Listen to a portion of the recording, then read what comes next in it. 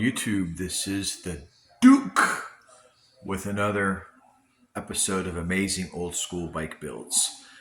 And I'm happy to be home. Been in Miami for the past month, and I'm back up at my house just outside of Daytona Beach, world famous Daytona Beach. And I'm about to go up to the loft, the Duke's Lair, one of the happiest places on planet Earth where I love to spend my time. And today we're going to feature a really trick 1985 Mongoose MINIGOOSE. I have a lot of Mongooses in the collection that I've illustrated over the past year, but I have not done anything for you guys on the MINIGOOSE. So come on with me. Let's take a look. Guys, I'm going to take you with me up the stairs into the Duke's magic spot. Like I said, I got to come up here. There is a big spiral staircase that I have to climb that actually takes me up to my bike loft. Looks like while I was gone, Kitty must have got up here and knocked some of my gooses over. 1, 2, 3, 4. Oh my goodness. So we're going to pull out this one back here. This nice yellow accented MINIGOOSE. This is the girl we're going to specialize today. So guys, without any further ado, catch my breath for a second.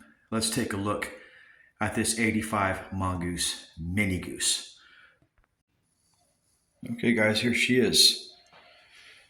This is a build that I worked on for a few weeks. I acquired a really clean 1985 Mongoose MINIGOOSE full chromoly frame. This particular edition has the riveted head badge. Well, they're not really rivets, but they look like they are. This is like a molded plastic or metal badge that's actually put onto the frame, and it's not a decal. You can see how nice that ordains the head tube of the bike. You can see how sleek this is. Okay, this is a really fast looking frame. I mean, this is like the Messerschmitt ME262. It looked fast just sitting still. And for an archaic old school bike, it still has it going on. What I did with this bike was I put some 1 3/8 inch Yukai alloy wheels on it on the front and rear. These are a really skinny version of the Speedline. On these particular bikes, you could go with a full size BMX rim, but the mini versions of these bikes, just like this Magnum 34 Torquer, they typically use a smaller bottom bracket and a smaller set of wheels. If you were to put the full-size BMX 20-inch rims on here, the bike would not look to scale. Yeah, let's position her like that. I mean, even right now, the tires look bigger, too big for the bike. They're kind of out of scale if you look at this.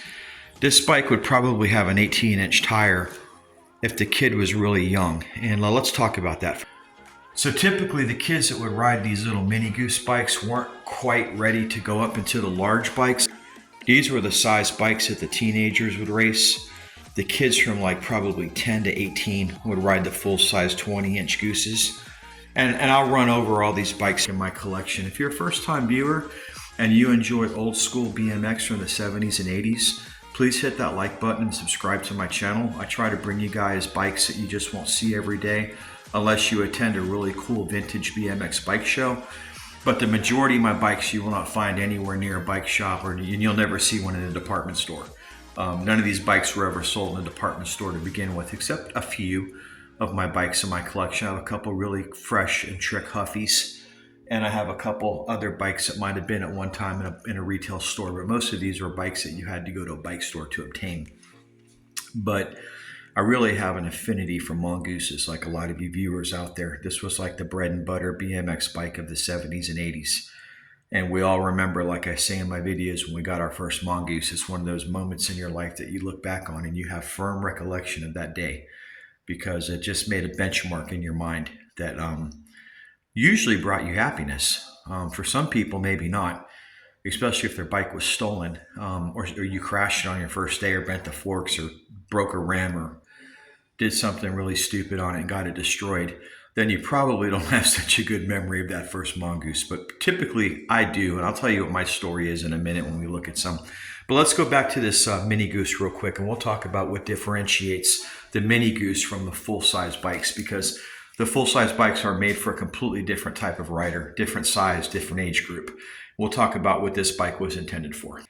Okay, so compared to this Mini Magnum by MCS, the frames are very similar. I looked at the geometry on both of the angles, the front triangle. Now this is a loop tail. This, of course, is not. MCS did not do loop tail bikes. They did these really fresh type of different 45-degree bent down dropout spades. We'll talk about that in a different video. That's not for today. We're going to try to stay on topic with this MINIGOOSE because that's what you guys came here to see. So with the MINIGOOSE, you will see right off the bat, you have a MINIGOOSE decal. Okay. Now this is not a Chatsworth, California mongoose. Even though it is an 85, I believe this bike was sent out to Taiwan. And I'm going to tell you why. Mongoose is known notoriously for heliarc welding. A lot of the welds, as I talked about in my other videos on Mongoose bikes, are these Christmas tree type of rope welds that are very indicative of an old gusseted Mongoose frame. They all have it. This was done with an oxygen acetylene torch and a stick. And I showed in the video how they would just run that bead puddle all the way along that gusset. They had to make these bikes really quick. They didn't have time to TIG weld these. They torch welded these, okay, old school. By the time these bikes went to Taiwan, they started using TIG welding. And if you take a look at the welds, you've got a completely different type of weld bead here, which you can clearly see as TIG. TIG is always tight, and you've got that dime stack, which is what the welders refer to. And you got good penetration, really nice consistent welds. I don't know which factory Mongoose chose to take this to. I think Skip Hess was probably transitioning out of BMX products at this time and passed the torch on because, you know, guys were startup companies. You know, they started this brand, they got it off the ground. Some corporation comes along and offers some buku money and says, hey man, we're going to take over your label. We're going to sell this brand. We're going to make it international. We're going to be able to manufacture 10 times the bikes that you could ever do out there in California. All you have to do is sign this contract. We'll give you $1 million and 5% of all residuals for 25 years. And a lot of these guys just did that. And we'll talk about that later in this video as well, or maybe in a different video. But a lot of these guys decided, you know what, man, this just isn't for me. We've done enough. We've taken this as far as it can go. Let's turn it over to the bean counters. Let's turn it over to the attorneys and the corporations and the big bike manufacturers, and let's let them take it. This bike position point with Mongoose. Right when Mongoose was ready to get out of California with this bike, this was the first year that this bike went overseas. Now, you can correct me if I'm wrong. This might have been a California-made bike, but by the look of these welds, I'm almost positive that there's probably a sticker somewhere on this bike that says Taiwan. Let the Duke put his readers on. Oh, you know what? It says right here, made in Taiwan for BMX products, Moore Park, California, 1985. So it's right there, folks. The proof is in the pudding. As I said, this was still under Skip Hess's control. At this time, he was starting to outsource his bikes to Taiwanese plants, and they manufactured the brand for him. And then unfortunately, from that point on, it went downhill for Mongoose. Mongoose was exploited by several companies, and the brand ended up in Walmart, as we all know. And it's a sad ending for such an amazing brand, but that's just the way the cookie crumbles. So, yeah, let's take a look at the components on this bike, and we'll talk about a little bit of history behind the components. So we talked about the Yukai wheels. Those are really nice Japanese alloy wheels, probably up on the same level as Sumo, even Araya. You've got the Mongoose power disc, which is a really nice feature on this bike with one-piece cranks. You got a nickel-plated chain here. I believe this is a DID, okay? This is actually a much later caliper that did not come out in 85. This is a repop of an Odyssey 1999 that I just threw on here because I needed to do something with it. This is a typical quill stem that I had laying around. These are the original bars, the original frame, and the original forks that came with the bike. These are some old school AME grips. and I believe everything is period correct on this bike except this seat post clamp and this brake. This is a Mongoose seat actually that was made, I believe, by Viscount, and you can still see the Mongoose reflection if you look carefully right there on the side of the seat. And she had a little boo-boo right there, so I had to put some yellow electrical tape on it, but the seat's in really nice condition other than that. It fits a kid that probably would weigh under 100 pounds. This is a bike that was made for a kid that was probably anywhere from 8 to 12 years old. And he was just getting into BMX racing. He moved up from the 16 to 18 inch bikes into the 20s, but he wasn't quite ready to command one of these big bikes because this is a completely different, level of racing than this bike would have been. But nonetheless, man, the kid got a really nice loop tail rear end, a beautiful dropout, a quick change sprocket. The whole idea behind this is that you don't have to take the entire crank out of the frame, that you can pop out these little rivets right here with an Allen key and take the chain off and do a quick replacement of the chain, whether you want to go up or down in teeth, depending on the type of configuration of the track. It's still time consuming, but not as time consuming as taking off the entire set of cranks, which would require basically just taking out this nut, taking the back plate washer out of it, taking off the pedals, pulling it through the crank and pulling the crank through the frame. It's more steps involved than just replacing the sprocket. So that's a really cool feature that came with this bike. And we will show you again this sucker from all sides. And I had a lot of people request for me to remake the video on this MINIGOOSE. I did one about a year ago. I removed it. It was a video that was pirated by some scammers, and they used it to try to rip some people off on bikes. And unfortunately, I had to kill the video because some people sent money on this exact bike and never received it, and word got back to me what happened. So I have to make a disclaimer like I do on all of them. And that's this following disclaimer. None of the bikes in Duke Mitchell's BMX collection will ever end up for sale on Facebook Marketplace. Now I do go on there. I belong to the old school vintage Mongoose, old school GT, old school Hutch, many different BMX sites. I go on there, give people thumbs up, advice on their bikes. However, I never go on there to sell my bikes, and I never will. I don't like the fact that people are on there exploiting others, especially the scam artists. Most of them are overseas, and they look very legitimate. So if you see any of these bikes in my collection, and we're going to run down a real quick look at this at the end of the video, and they represent them as being available for sale, they're fraudulent listings. Just ignore them and move on. It is best to do transactions right now on a face-to-face level or on eBay. As much as I hate plugging eBay because their fees are exorbitant, 15-16%, they charge you guys 6% sales tax. They are very strict about certain payment releases to sellers, refunds for buyers. In fact, there's a lot of chicanery that goes on that marketplace, which I'm not going to really get into. That'll be another video for another day. But at least you're protected if you use your credit card on eBay and you do not receive your bike. You can always open up a did not receive dispute, and they will immediately credit your account or within 30 days while they try to determine what's going on. Sometimes bikes are sold on there fraudulently by sellers that look very legitimate. They have feedback scores. I don't know how they do it, in excess of 1,000, and they haven't sold a single bike.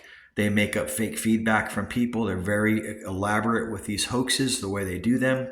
They take pictures of bikes that look legitimate that they take off of other people's listings like BMX Museum or Facebook Marketplace or Craigslist or whatever.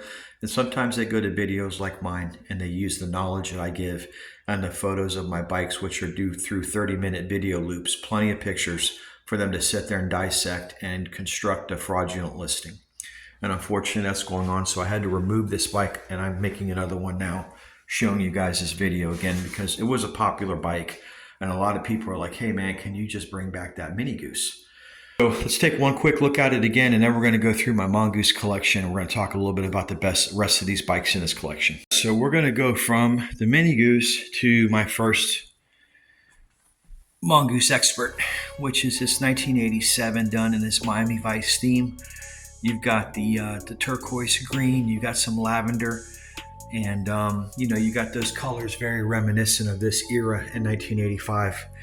The movie actually influenced a lot of bikes, believe it or not. That's all Miami on that head tube sticker. This is a Miami style bike, and I remember growing up in Miami and still going to Miami to this day because we have a house there as well. You know, you still see a lot of this stuff with restaurants painted this color. Miami Subs, places like that, they still do with this really weird looking aqua blue. Then we get into this really customized Mongoose Expert, and I have done a video on this bike as well. This is a custom build that I did. This particular bike has some really fresh Arrayas, gold 7Xs with some ACS hubs. It does have the repop die comp brakes because you cannot get the old school brakes in that lavender color.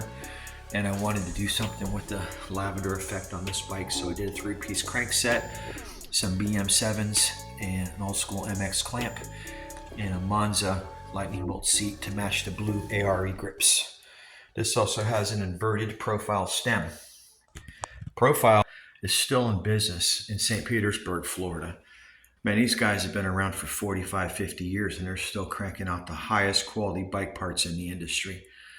I have a lot of profile components on many of these bikes. I don't have a profile bike. They actually manufacture their own bikes as well. I don't have a bike frame from Profile. It's probably something I'm looking for. That with a thruster tri-power, and I'm looking for, you know, some oddball bikes from that area with the weird bar tubes, 3 tubes, like the tri-power thruster. I was just about to pull the trigger on one on eBay, but it was just out of my price range, and I didn't like the fact that it was white. When I do a thruster tri-power, it's going to be a chrome bike. Just like if I was to do a Redline Pro Line, it would be either a white or red one from 79. Well, that was pretty much the only colors you can get unless you got the MX2 that came chrome. But there's just certain bikes that look really good in certain colors. Back to this. I got this really cool trucker cap off eBay, which I featured in another video. And the guy made it for me in all black. And it's got the foil decal on the front. And he did a pretty good job even putting a little bit of shine in that foil decal. Now, the foil decal, don't be confused with the prism decal. I like Mongoose so much, dude. I even got the Mongoose little factory truck. I mean, I got hundreds of die-cast cars in a package in my garage, but she's the only one that sits in here with me when I'm up here. So that actual badge on that trucker cap matches the front emblem of the 79 Motomag.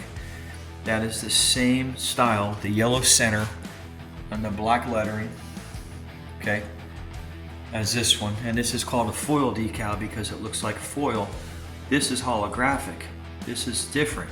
This is a prism decal. Okay, this is a much more eye-catching decal than the foil decals. Mongoose really stepped up their game when they went into this type of decal configuration. Like, look at that one back there. This said Mongoose riders get high on bikes, I guess, or something like that. But this is a 79 Motomag. I've done a video on all these bikes, so I'm not going to get into detail. If you want to see them, go to my channel. I've got one called My Gooses or My Mongooses. This is a 79 Super Goose, okay? This one has some Pro Class rims on it, and it's got the classic Mongoose double stem. And it has a quilted diamond seat messenger. And she's all of these have T-stamp crank hangers and flattened chainstays. This is a 79 team bike here. This has a custom sprocket from Ash Boys. I really like this one too.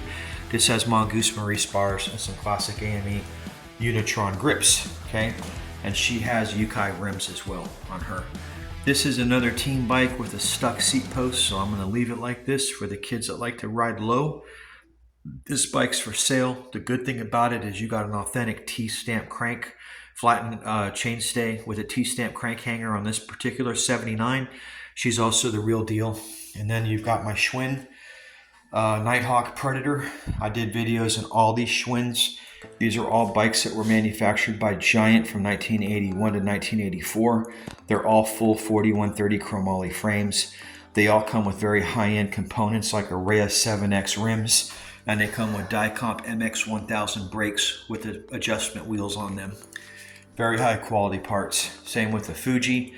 I got a 750X here, and I've got another one that I believe is a 500 or 400. These are different bike frames altogether.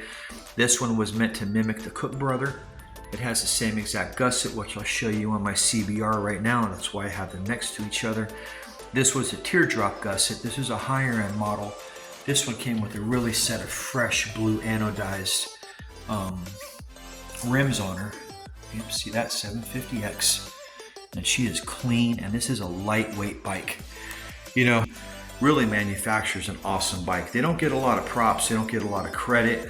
None of us kids grew up in the 70s and 80s and put on a Christmas list, Santa bring me a Fuji BMX bike. I mean, maybe you did, I don't know, I never did.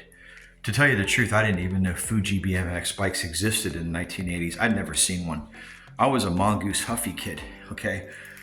But a lot of kids tell me, hey man, I had a Fuji growing up and these were really cool bikes and I raced them competitively and they're indestructible. So, I wanted to get a couple for my collection because, I like Japanese JDM, like Japanese cars, I like Japanese, products, everything they make is quality. I'm kind of glad they got into the BMX business. They've always been leaders in 10-speed race road bikes. So they decided, you know what, let's try our hand at this new thing. This is some genuine Brian's Inc. Rough Rider bars. These are blue V bars from a boutique company that was called Brian's Inc. out in SoCal. Those of you out in SoCal know that brand, especially if you've been involved in BMX for 50 years like I have. And this is the reason I have these two bikes side by side. I wanted you to see how similar the frames are. Now, I don't know who influenced who here. I don't know if Gary Cook took this teardrop design gusset from Fuji or if Fuji took it from Cook. But whatever the case is, the frames are very similar. They both end in a nice classic loop tail with a downward rear dropout. They're very similar frames, except that this is high 10 and weighs like, man, it's like 15 pounds and the Cook weighs under 3. So they're not the same when it comes to engineering, but they're the same when it comes to aesthetics. But race-wise, forget about it. It's like competing a Corvette, a supercharged Corvette with a Toyota Corolla. It's just not going to happen. This is my 1979 Cook Brother. I had two in my collection. I decided to release one. I sold it to a really nice guy out in Colorado. He's a car collector. He's got a lot of money, apparently. He paid me a price on my bike I couldn't refuse. I think it was going to sell. He bought it. I'm happy for him. He's got an amazing bike, but this one I'm not selling. This one has the slant stem by Evil Ed. I did a video on this particular bike. It's a really nice inspired Cook stem, but it's not a Cook stem. It's an Evil Ed stem. This has real CBR forks. This has polished Sumo wheels with chrome polished spokes. And I believe that we have, profile hubs on this one. Low flange, okay? On the rear, for some reason, oh, these are hutch hubs, my bad. These are hutch hubs. These must have came off one of my hutches when I built this bike. This has a set of 3-piece Sun Tour SR cranks in candy red. She's got the bullseye laid back seat post, the Sandcast genuine Cook Brothers seat post clamp, the Monza or Alina, I'm not sure what it is, lightning bolt seat. And I've got a set of, I believe these are Race Inc. small size bars, which I will be changing out very soon for a set of Cook Pro bars because I do not like these bars. But yeah, that's my Cook Racer, okay? So, real quick rundown. This is more of the 1970s, early 80s side. Over here is the 80s side, okay? This is the vintage side with the really old bikes. And I pulled this MINIGOOSE out of this spot next to the CYC Stormers, which I'll talk about that at the end of the video when I work my way around. But as you can see, anything 80s from a Honda ATC 250R, which I just sold one in amazing condition. I regret letting that go. Man, I got a lot of things I've sold that I look back on with regret. I had an ATC 250R just restored. Never even got a chance to run it. Guy offered me crazy amount of money for it. I think I put it on eBay for $15,000, and believe it or not, somebody actually bought it. I was probably into it for $15,000 by the time I was done with it, but I sure wish I had it now. That's why I'm really reluctant to what I sell on my bike collection, because I always want to get a little bit of money, and then after the money's gone and the item is gone, I'm like, damn.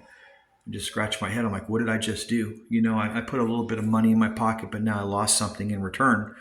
So the trick is, guys, if you're not really ready to part with it, hold on to it, because later on you might regret the fact that you sold something that you really cherished, Anyways, let's pick up the tour. This is my 1988 Huffy flatbed. And she's a really fresh Huffy. And yes, I do have Huffies in my collection. This is a flatbed. They had a few different names that this bike frame went by. Nothing fancy about it, but you do get a gyro. You do get a set of front and rear brakes with a barrel adjuster. They do bottom feed the brake cable, which is really neat. They didn't bottom mount the brake caliper itself, which would have been cool. But nonetheless, for an under $500 bike, that's really a nice way to start a collection if you want to get into BMX bikes. All right, so we're gonna take a look now at my GTs and all the other bikes from the 80s. All right, so you guys that subscribe to my channel, you know that I have a passion for GT. GT is very personal to me because it was my little brother's favorite bike. My brother rode the GT Pro Performer back in 1984, 85, and 86. And he was almost gonna go semi-pro. He was really, really good on that bike. That kid mastered so many difficult tricks. I mean, he mastered the Miami Hopper, which you really have to commit when you ride into that because that's a face plant if you don't know what the hell you're doing. And I remember he went through so many sets of front wheels learning how to pull that off, and he did.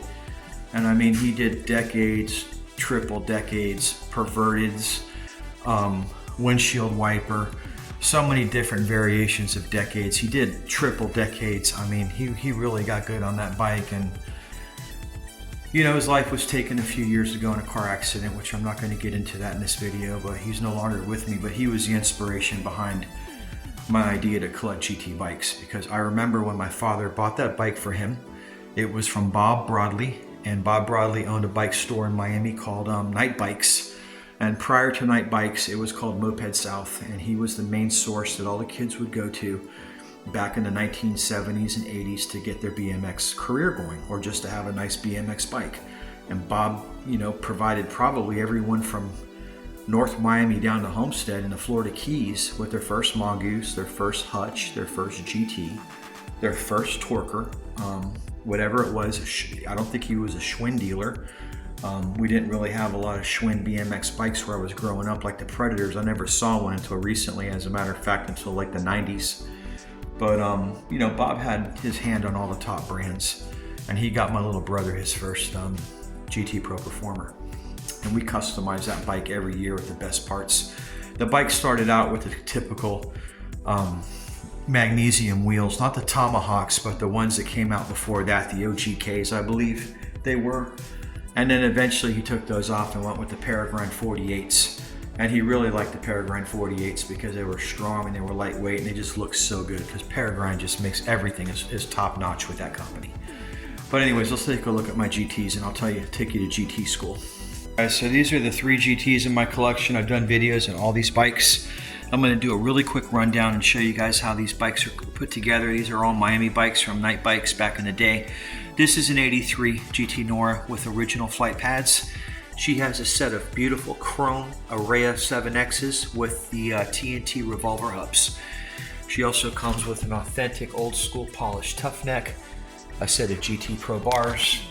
She's got a Cashmax Aero seat, a Power Light seat post, a set of Dicomp MX1000 anodized blue brakes, and one-piece Sagino cranks.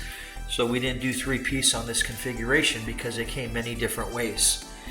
Now this 83 has the 3-piece Dura Ace cranks by Shimano. She's also the same frame, the Pro. She's got the same non-drilled GT front forks, but this one's on a set of ACSZ rims. Okay, you can see these two models do not have the front forks drilled out for brakes. Early GT forks were non-drilled, okay? This is an 84. She is drilled in the front for a front brake caliper. She is the same 4130 chromoly frame. GT Santa Anas always have a flat cap in the back. There's no salami cut. There's no GT. They're very basic. The serial numbers are in the right rear inner dropout. This has a set of 3-piece GT cranks with an Ash Boy sprocket, which I really like. That's a GT 2123 seat. This one I forgot to mention has a really trick Pro Freestyle Tour polished seat post clamp holding on that laid back seat post. This one has the Tangy seat post clamp. You can see videos, guys, on these 3 bikes if you want to go to my previous GT videos. I'm already going into a half an hour with this video, so I got to speed it up. If you guys have been with me this long, awesome. Give me a thumbs up. Thank you for sticking around. You must like the content, so please subscribe. This is a Canadian Supercycle Panther. I like twin tube bikes. I have 3 of them in my collection. This particular one is called the Ultra Cat Panther. I did a video on all these called the twin tube trifecta. This is my torquer. She also has a set of ACSE wheels. This is my Bumblebee edition, black and yellow. You can see a video of her if you go to my homepage, if you go to my channel, okay? And here's a Norco Spitfire X20, another really amazing Akisu made twin tube frame. This is a Custom Works CW Racing. It's not custom wheels, it's Custom Works. This is a really nice bike. I did a video on this one as well. This is an 84 CW Pro Motion, I believe, in chrome, which is very rare. Yeah, CW Pro Motion. This is a department store bike, but it is amazing. I did a video on this Sharp Freestyle. Sharp Industries is still in business today. This is a full 4130 chromoly frame. This has a nice set of double pegged forks, front and rear brakes, gyro, a set of Skyway Easy Bars. And she has a set of black Tough wheels. I believe these are Tough 2s on here. Sharp Industries makes their own sprockets. They make, this is a Skyway seat post. This is a Viscount seat that they put the Sharp gold foil badge on it. They do this for all the top manufacturers if you're Viscount. And this has some off-brand rotor. I don't know who makes it. It's called a Sika, I believe. But anyways, it works, you know. Great bars for surfing. Here's a really plain Jane Schwinn Predator, but I have it over here because I like the colors, black and pink, and it's a BG, basic $500 underbike. This is for sale if anybody's interested in any of these Schwinns. They're all for sale. This is my Mongoose FS1 Luscious Lavender. This is a 1985. This is the first freestyle bike that Mongoose ever made, even before the decade. This was our introduction into freestyle, and this particular model has Mongoose 48 spoke wheels. It has all authentic parts. It has the original Mongoose knurled bars, the original Lavender Mark Mongoose grips, Dominator seat. The paint is almost perfect. This is a factory powder coat finish. This has not been redone.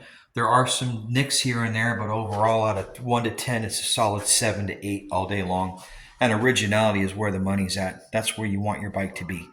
Folks, you want a clean original. That's really what's going to be valuable to the collectors.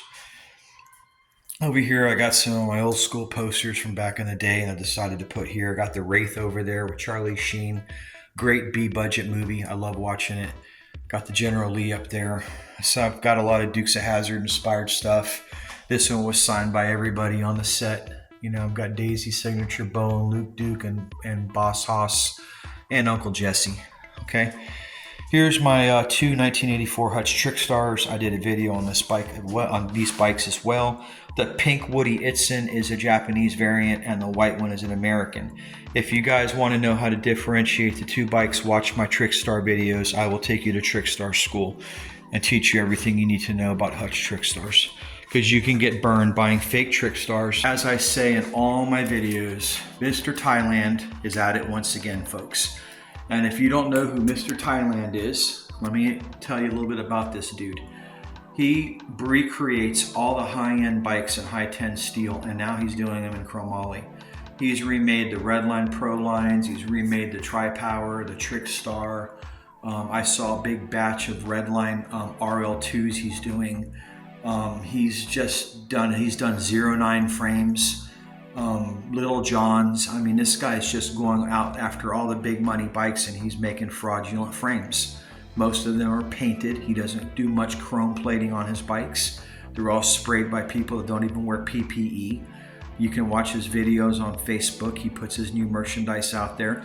Bottom line is this stuff is starting to flood into eBay right now, and you're going to get burned if you don't watch my videos on a fake Trickstar. He's doing GT Noras and GT Mach 1s and GT Performers, fake, fake, fake. He's doing Haro Masters, fake, fake, fake. I mean, really, the only thing that you can fall back on now is the serial numbers on the bike, and I wouldn't be surprised if he starts doing those. So you need to really be careful if you're new to this business and you don't know much about, old school BMX. You need to be really careful what you decide to get yourself into, because you can get burned. You drop $5,000 or $6,000 on a bike like this and you find out you got a fake bike that ain't worth diddly squat, it's going to ruin your day. And I don't think eBay is going to step in and make it right in that instance, because it's hard to persuade eBay that you've got a counterfeit bike. People are having enough time getting their money back on counterfeit coins that they're letting thousands of fraudulent sellers put on the marketplace. And I've done a video on that as well that I want you guys to see, about all the fake gold and silver coins that eBay is allowing to flood their marketplace. And they will not remove these listings. They're allowing these people to exploit and fraudulate American consumers out of billions of dollars, because they get 15% from the final value fee of every dollar that runs through their kitty. So they're not going to stop this, folks, because it's making their shareholders show profit, and that's the way the scam fraud corporation is run. It is run on fraud and chicanery, and you need to be really careful. And I think they're an evil company, and I think the FTC needs to investigate when they reopen the government and put the brakes on these people, because they will stop short of nothing to turn a profit. And now you're starting to see counterfeit bike parts. There's tons of hutch stems on there that are fake. Don't even think about buying a $200 Western stem in blue alloy. It was never made. These things, are getting so confusing now with John Dee's re-releases and the originals and the imposters coming in from Thailand. It's really getting hard to know what you're getting your hands into, because this guy's fake trick stars are getting really good.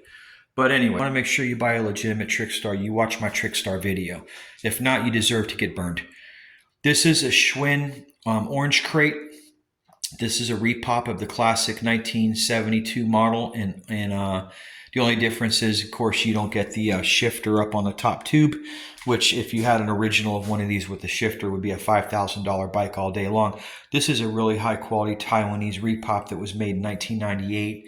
And these are $1,000 bikes because they're collectible in their own way, because these aren't the cheap Chinese ones that they came out with 20 years ago. These are the Taiwanese ones, and these are made to Schwinn standards. And last but not least, to end this video, are my two CYC Stormers. And this one is a 1978 with a really nice set of gold anodized CMC wheels. Got a classic 78 Ronnie Ames style frame. Terrible welds went onto these bikes. I mean, if you look at that puddle, it's just nasty. I talk about my BMX welding of different bike frames, the 3 best and 3 worst bikes of 1980s. And this one actually made the cut for the worst because of the welding.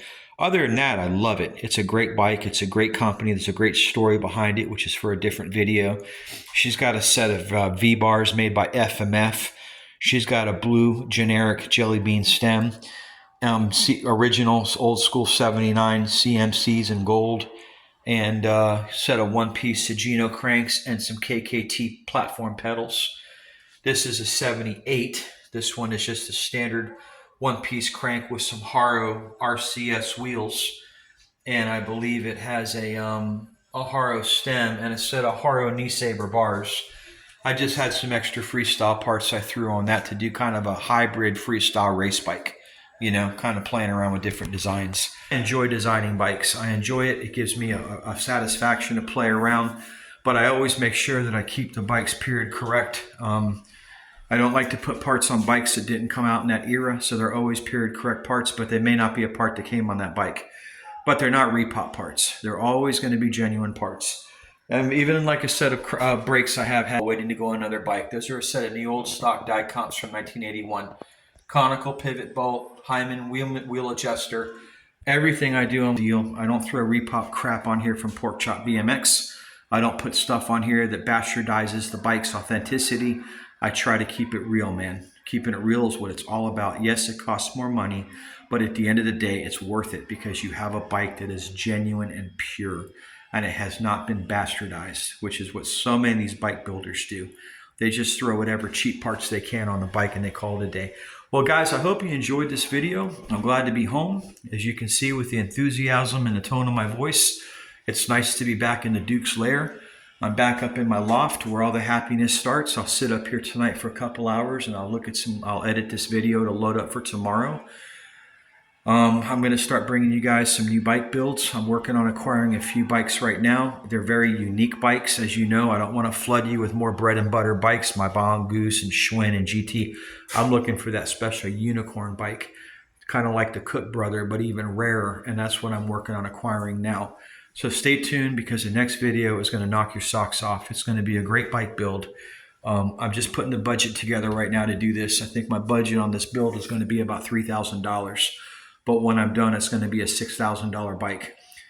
And that's conservative based on what I've seen these sell for lately. BMX bikes have exploded in value, guys, as we get close to Christmas. People are liquidating assets. The dollar is tanking. People are parking their money in gold coins, silver coins, bikes, stereo equipment, Star Wars figures, motorcycles, dirt bikes, three-wheelers, anything old school that they've wanted. They're like, look, man, I'm 56 years old. I'm reaching the end of the road. Duke's 56. I was born in 1969 like you guys out there. You know, we're getting there, man. We're living on borrowed time. Lots of us got the COVID vaccination, you know, and we don't know what that's going to do to us. So, you know, you got to live like there's no tomorrow, man. You know, I'm not saying skydive and ride a bull named Fu Manchu, but I'm saying get out there and buy that bike if you want it. Buy that car if you want that 78 Trans Am, 77 Trans Am, that 85 IROC. Go get it, man. Get it and have fun. That's what it's all about. Shit, I resurrected my Maserati. I'm taking that for a ride. I'll do a video on that this week as well. I mean, I've decided to go out and have some fun with my son and his girlfriend and my father, because I realize, man, life is short, you know, and tomorrow's not guaranteed to any of us. And you just can't sit there choking money all the time waiting for the end of the world, because nobody's going to accept your money when shit hits the fan anyways. It's going to go to a different system altogether. So that money you have in the bank and those $100 bills are going to be worthless. It's probably going to be gun ammo, canned food, things that people need, penicillin, stuff for survival, you know. So you might as well enjoy it, man, because it's falling apart quick worldwide. So take some money out and live it, have fun with it. Thanks for watching, guys. Until the next video, this is the Duke reminding you, look out for number 1 and don't step in number 2. Everybody's gonna move their feet. It's now everybody's gonna leave their seat.